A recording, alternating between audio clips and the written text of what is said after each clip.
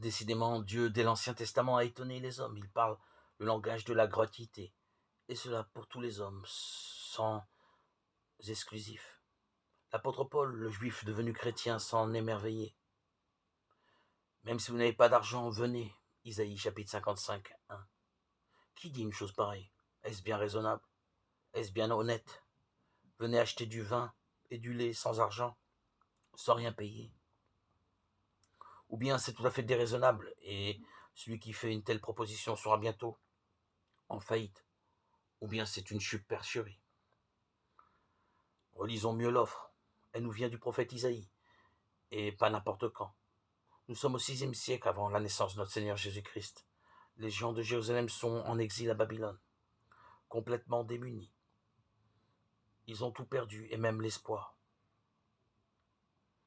Pourquoi croiraient-ils en un avenir meilleur? Ils ne prétendent pas le mériter.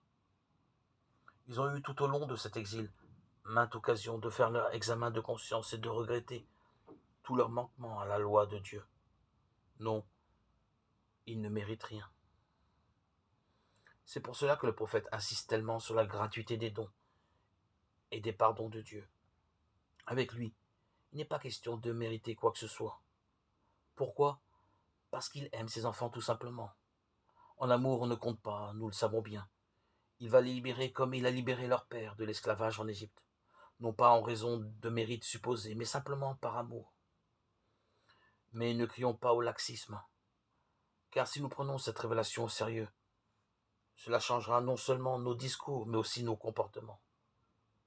Nous ne parlerons plus de mérite, soit nous parlerons d'amour et nous nous en apercevrons que c'est autrement exigeant. Ce que Dieu nous demande, c'est de pratiquer à notre tour la gratuité.